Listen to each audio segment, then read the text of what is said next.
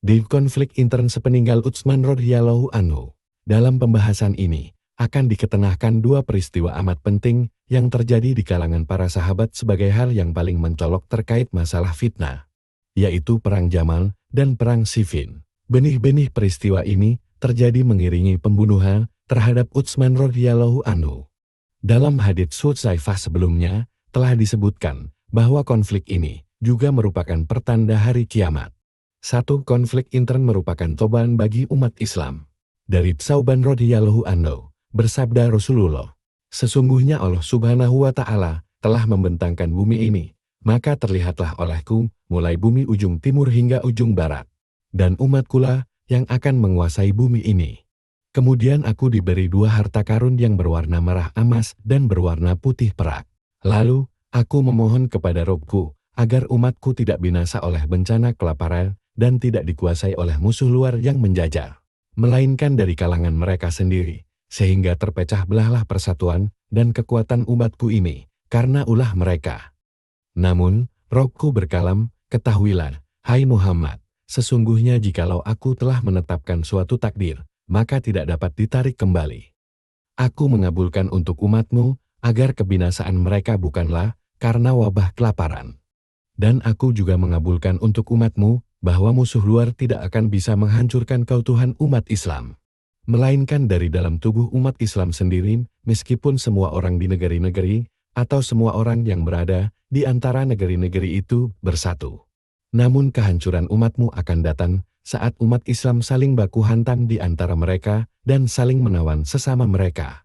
Kami katakan, hadits ini mengandung beberapa isyarat yang sangat mengagumkan, antara lain, begitu besarnya kekuasaan yang diberikan kepada umat Islam. Kekuasaan ini dulunya memang benar-benar menjadi kenyataan. Saat itu kekuasaan Islam terbentang, mulai dari Cina di ujung timur hingga Samudera Atlantik di ujung barat. Selain itu, interpretasi hadits di atas juga melebihi interpretasi sebelumnya, yaitu agama Islam akan menyelimuti seluruh muka bumi setelah keluarnya Imam Mahdi dan Isa alaihi salam ke muka bumi. Hadits ini juga mengisyaratkan bahwa umat Islam akan mendapatkan harta karun yang berwarna merah dan putih, sebuah simbol yang menggambarkan kekayaan emas dan perak.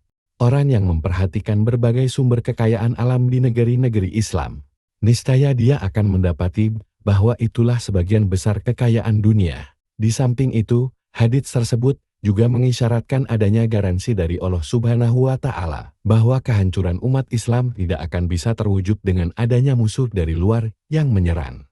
Mereka tidak akan mampu untuk mengoyak persatuan umat Islam meskipun mereka bersatu padu, melainkan jika mereka dibantu orang-orang Islam sendiri, maka hal ini bisa terjadi. Faktanya memang demikian adanya. Hadits tersebut mengisyaratkan bahwa titik lemah umat Islam justru mereka saling baku hantam di kalangan mereka sendiri. Bahkan bencana inilah yang tidak bisa diangkat umat Islam. Hadits tersebut juga mengisyaratkan bahwa apa yang dilakukan oleh umat sebelum mereka, ternyata umat Islam juga melakukannya, dan ini dibuktikan oleh lembar-lembar sejarah umat ini. Dengan demikian, hadits ini sekaligus juga memperingatkan umat Islam agar mereka tidak ikut-ikutan seperti umat-umat sebelumnya. Allah Subhanahu wa Ta'ala berkalam, "Dan ingatlah, ketika kami mengambil janji dari kalian, yaitu, kalian tidak akan menumpahkan darah membunuh orang, dan kalian tidak akan mengusir diri kalian saudaramu sebangsa dari kampung halaman kalian. Kemudian kalian berikrar akan memenuhinya sedang kalian mempersaksikannya. Kemudian, kalian Bani Israil membunuh diri kalian saudara kalian sebangsa dan mengusir segolongan daripada kalian dari kampung halamannya. Kalian bantu-membantu terhadap mereka dengan membuat dosa dan permusuhan. Tetapi jika mereka datang kepada kalian sebagai tawanan, kalian tebus mereka, padahal mengusir mereka itu juga terlarang bagi kalian. Apakah kalian beriman kepada sebagian Alkitab Taurat dan ingkar terhadap sebagian yang lain? Tiadalah balasan bagi orang yang berbuat demikian daripada kalian, melainkan kenistaan dalam kehidupan dunia. Dan pada hari kiamat mereka dikembalikan kepada siksa yang sangat berat. Allah tidak lengah dari apa yang kamu perbuat." Bisa dikatakan konflik intern memang sudah terjadi sejak masa sahabat. Meskipun dalam beberapa hal berbeda dengan konflik yang terjadi sesudahnya, tetapi permulaan ini sangat berpengaruh dan merupakan bencana yang paling besar bagi umat Islam. Tentunya bagi mereka yang mau meneliti konflik internal yang terjadi pada masa Daulah Abbasiyah dan episode setelahnya, akan tampak baginya bahwa ayat di atas membuktikan kebenarannya terkait konflik umat Islam yang sangat mirip dengan umat-umat sebelumnya. Dari Amr bin Sa'ad, dari ayahnya, bahwasanya ketika Rasulullah Shallallahu Alaihi Wasallam hendak bermaksud pergi ke Alia, beliau melewati Masjid Bani Muawiyah. Kemudian Rasulullah Shallallahu Alaihi Wasallam masuk masjid tersebut dan menunaikan salat 2 rakaat dan kami pun salat bersama beliau. Usai sholat, beliau berdoa sangat lama. Selanjutnya Rasulullah Shallallahu Alaihi Wasallam menghadapkan wajahnya kepada kami. Beliau berkata, "Aku memohon kepada Robku 3 perkara, 2 di antaranya dikabulkan, sedangkan yang satunya lagi tidak. Pertama, aku memohon agar umatku tidak dibinasakan oleh bencana kelaparan, maka dia pun mengabulkannya. Kedua, aku memohon kepada Robku agar umatku tidak tenggelam oleh banjir, maka dia pun mengabulkan permohonanku ini. Ketiga, aku memohon agar umatku ini tidak saling baku hantam di antara sesama mereka, inilah yang tidak dikabulkan olehnya." Dalam riwayat At-Tirmizi diredaksikan sebagai berikut, "Dan aku memohon kepadanya agar umatku ini tidak dikuasai oleh musuh luar, maka dia pun mengabulkan permohonanku ini. Aku memohon agar umatku satu sama lainnya tidak menimpakan kekejaman, namun dia tidak mengabulkan permohonanku ini." Dalam riwayat Imam Ahmad diredaksikan sebagai berikut, "Aku memohon kepadanya agar umatku ini tidak dikuasai oleh musuh luar yang akan menghancurkan kekuatannya, maka dia pun mengabulkan permohonanku ini. Aku juga memohon agar umatku ini tidak terpecah belah, serta merasakan kekejaman sesama mereka. Kalau begitu diganti dengan wabah penyakit panas atau kolera. Kalau begitu diganti dengan wabah penyakit panas atau kolera." Rasulullah Shallallahu Alaihi Wasallam mengulangi kalimat terakhir ini sebanyak 3 kali. Penjelasan, hadits ini mengandung pengertian bahwa umat Islam akan terpecah belah menjadi beberapa kelompok, sedangkan fenomena permusuhan yang terjadi saat ini, bahkan yang berbuntut kepada pembantaian, merupakan cobaan yang menimpa umat Islam hingga hari kiamat tiba nanti. Kenyataan inilah yang sekarang kita saksikan. Hadits terakhir riwayat Imam Ahmad menggambarkan betapa fitnah yang terjadi amatlah dahsyat. Sampai-sampai Rasulullah Shallallahu Alaihi Wasallam setelah mengetahui bahwa hal itu merupakan takdir yang harus terlaksana, memohon kepada Allah Subhanahu wa Ta'ala keringanan dengan menggantinya dengan kolera atau penyakit panas daripada konflik intern umat Islam. Di sini dapat diperhatikan, Nabi Shallallahu Alaihi Wasallam memilih yang paling ringan di antara 2 pilihan yang sama-sama buruk bagi umatnya. Sebab mati karena menderita penyakit kolera adalah berpredikat syahid, di samping ia juga dapat melebur dosa-dosa. Tentunya ini lebih ringan daripada mereka harus saling bunuh satu sama lain. Dalam hadits terakhir, perawi hadits ini Muaz bin Jabal radhiyallahu anhu terserang wabah taun amwas bersama anaknya. Namun dia merasa bahwa dirinya mendapat kabar baik karena mempersaksikan kabar Nabi Shallallahu Alaihi Wasallam. Maksudnya, doa yang dipanjatkan Rasulullah Shallallahu Alaihi Wasallam yang terdapat dalam hadits terakhir di atas agar mengganti konflik intern ini dengan wabah kolera. Dengan demikian, dapat dikatakan wabah kolera yang menelan korban sebanyak 30.000 orang dari kalangan sahabat, memang pada lahirnya tampak seperti bencana. Tetapi pada hakikatnya ini merupakan rahmat yang diturunkan Allah Subhanahu wa Ta'ala untuk meringankan bencana yang akan menimpa mereka.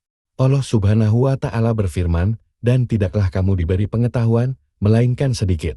Dan kalamnya, boleh jadi kamu membenci sesuatu, padahal ia amat baik bagimu. Dan boleh jadi pula kamu menyukai sesuatu, padahal ia amat buruk bagimu. Allah mengetahui, sedang kamu tidak mengetahui." 2. Perang Jamal Jumadi akhir 36 Hijriah. Pihak yang bersengketa. Perang Jamal adalah perang yang berlangsung antara 2 kubu. Kubu Aisyah yang diperkuat oleh Talha dan Subair radhiyallahu anhum melawan kubu Ali radhiyallahu anhu bersama para pendukungnya. Disebut Perang Jamal Unta Arab, karena pada dalam perang ini, Aisyah radhiyallahu anha menunggang unta dalam peperangan tersebut. B. Motif yang menyulut terjadinya Perang Jamal.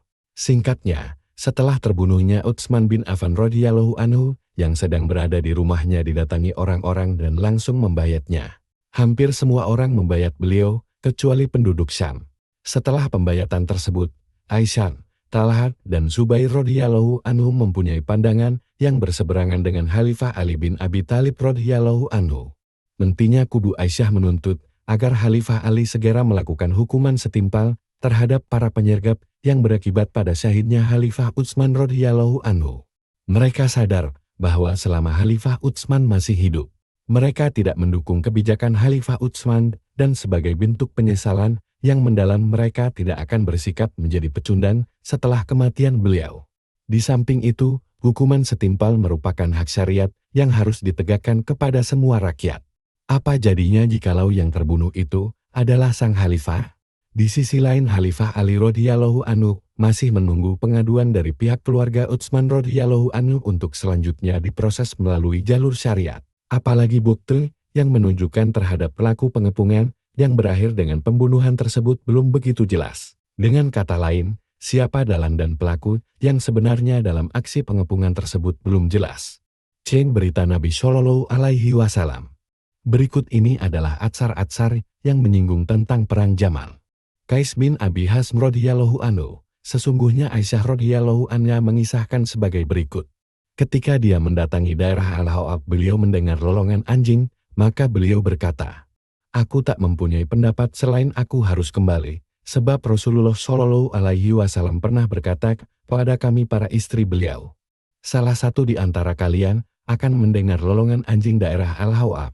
Mendengar hal tersebut, Zubair berkata, "Lanjutkanlah, semoga Allah Subhanahu wa Ta'ala mendamaikan orang-orang melalui dirimu." Al-Adawi mensahihkannya, As-Sahih Al-Musnad 130. Dalam redaksi yang lain, yang diriwayatkan juga dari Qais bin Hazm disebutkan sebagai berikut. Ketika Aisyah hendak berangkat menuju medan perang, sampailah dia di mata air Bani Amir di malam hari. Tiba-tiba ada anjing yang melolong. Maka Aisyah bertanya, "Maaf, air apa ini?" Anggota rombongan yang lain menjawab, "Leni mata air Al-Hawab." Maka Aisyah berkata, "Aku tidak menyangka, kecuali aku harus kembali." Maka berkatalah sebagian orang yang turut serta dalam rombongannya, "Tetapi Anda harus melanjutkan perjalanan, sehingga kaum muslimin dapat melihatmu, serta mudah-mudahan Allah Subhanahu wa Ta'ala mendamaikan urusan mereka." Aisyah menjawab, "Sesungguhnya di suatu hari Rasulullah bersabda kepada kami istri-istri beliau, bagaimana jadinya jika salah seorang di antara kalian akan disalaki oleh anjing Al-Hawab?" Dalam riwayat Ibnu Abbas radhiyallahu anhuma, sesungguhnya Rasulullah Shallallahu Alaihi Wasallam bersabda kepada sebagian istri beliau, "Salah satu di antara kalian akan menjadi penunggang unta yang banyak bulunya. Dia akan keluar hingga dia disalaki anjing Al-Hawab, kemudian dalam peperangan itu banyak korban yang terbunuh di kanan dan kirinya. Namun, dirinya selamat setelah sebelumnya dia hampir saja tewas." Kami katakan, ketiga hadits tersebut merupakan mukjizat Nabi Shallallahu Alaihi Wasallam. Hal ini terbukti setelah apa yang disabdakannya menjadi kenyataan. Hadits ini menyimpulkan 4 perkara. 1. Salah satu istri Nabi Shallallahu Alaihi Wasallam akan sampai pada suatu tempat yang bernama Al-Hawab. 2. Anjing yang menyalak. 3. Istri Nabi Shallallahu Alaihi Wasallam tersebut akan menaiki unta yang ditumbuhi bulu lebat. Dan 4 hadits ini menyiratkan adanya kesan negatif terhadap sikap yang bakal diambil oleh salah seorang istri beliau. Hadits-hadits ini mengisyaratkan bahwa sebagian tanda-tanda yang menunjukkan kejadian di masa mendatang tidak dapat dipahami maksudnya, melainkan dari kondisi yang menunjukkannya. Ini sangat mirip sekali dengan mimpi yang di dalamnya terkandung berbagai macam simbol yang sulit dipahami melainkan oleh orang yang mengalaminya sendiri. Demikian halnya dengan sabda Nabi ini. Mulanya Aisyah tidak paham atas maksud dari sabda Nabi Shallallahu Alaihi Wasallam. Namun setelah dia menanyakan tempat dan mendengar salakan anjing, seketika itu juga dia paham bahwa dirinya lah yang dimaksudkan dalam sabda Nabi Shallallahu Alaihi Wasallam itu, dan dialah yang harus menghadapi kondisi tersebut. Maka setelah mengetahui hal itu semua dia berniat untuk pulang. Dari sini dapat disimpulkan bahwa sebagian hadits yang menyinggung tanda-tanda kiamat atau fitnah tidak bisa dipahami maksudnya, melainkan ketika peristiwa yang dikabarkan itu mendekati kejadiannya. Sayangnya sebagian orang ada yang terlalu berlebihan dalam memberikan interpretasi dengan menerapkan hadits pada realita atau zaman yang tidak memiliki kaitan apapun dengan berita dalam hadits tersebut. Ketiga atsar ini juga menunjukkan sikap dari Aisyah, Talha, dan Zubair radhiyallahu anhum terhadap peristiwa fitnah ini. Zubair menawarkan ajakan agar Aisyah tidak mengurungkan niatnya dan berharap semoga kaum muslimin dapat segera berdamai. Ini membuktikan bahwa sebenarnya Zubair radhiyallahu anhu tidak menghendaki peperangan. Demikian juga dengan Aisyah radhiyallahu anha, niatnya untuk berdamai selalu mendapatkan prioritas dari dirinya. Dalam kondisi yang sedemikian, dapat dipahami bahwa sikap yang diambil oleh Aisyah, Talha, dan Zubair radhiyallahu anhum ada dasarnya lebih didorong oleh niat perdamaian dan sebagai bentuk penyesalan kepada Allah. Karena selama ini, mereka tidak mendukung kebijakan Khalifah Utsman bin Affan bahkan ketika beliau menghadapi pengepungan yang berujung pada kesyahidan beliau. Sikap mereka bertiga ini belum juga berubah. Sikap mereka ini tidak lebih hanya sekedar reaksi spontan yang dipengaruhi oleh tekanan rasa penyesalan. Lebih-lebih ketika khalifah mereka tewas di tengah-tengah mereka, sehingga mendorong mereka untuk berusaha menegakkan kebenaran dan menuntut balas atas khalifah mereka yang tersalimi. Dari Haitsumah bin Abdurrahman, dia berkata, "Kami sedang bersama Hudzaifah radhiyallahu anhu, maka salah seorang di antara kami berkata kepadanya, 'Wahai Abu Abdillah, ceritakanlah kepada kami apa saja yang kamu dengar dari Rasulullah Shallallahu Alaihi Wasallam.' Hudzaifah radhiyallahu anhu menjawab, 'Andai aku menceritakannya kepada kalian, niscaya kalian akan merajamku.' Subhanallah, begitukah jadinya jika kami mendengar hal itu?" Kata mereka. Hudzaifah radhiyallahu anhu berkata, "Bagaimana pendapat kalian kalau aku beritahu kepada kalian bahwa salah seorang ibu orang-orang mukmin istri Nabi Shallallahu Alaihi Wasallam mendatangi kalian dalam sebuah barisan tentara yang jumlahnya amat banyak dan sangat kejam? Siapa yang akan mempercayai hal ini?" Mereka menjawab, "Siapa yang mempercayai hal itu?" Hudzaifah berkata, "Humairah Aisyah radhiyallahu anha akan mendatangi kalian dalam barisan perang yang digiring oleh orang-orang yang kasar, sehingga wajah kalian menjadi malu." Berkatalah Haitsumah. Kemudian, dengan berbagai usahanya, Hudzaifah memasuki rumah untuk menghindar dari mereka. Kami katakan di sini, atsar tersebut mengisyaratkan betapa Hudzaifah radhiyallahu anhu sangat jeli dalam memahami serta mengambil intisari dari sabda Nabi Shallallahu Alaihi Wasallam terkait masalah fitnah, sehingga bisa dikatakan beliaulah tokoh sahabat yang pakar dalam bidang ini. Alasan Hudzaifah radhiyallahu anhu tidak membeberkan hal ini kepada para sahabat yang lain bukanlah karena hak istimewa. Dari pengakuan Hudzaifah radhiyallahu anhu sendiri, alasannya adalah dia hendak menyampaikan pengetahuannya ini hanya kepada orang yang bisa menerimanya. Sebab sebagian fitnah bagi umat Islam merupakan hal yang amat sulit dibayangkan terjadinya. Dan jika fitnah tersebut dikabarkan sebelum kejadian, niscaya akan menimbulkan polemik yang justru memperkeruh masalah dan membuat orang semakin ragu dan tidak respek terhadap hal ini.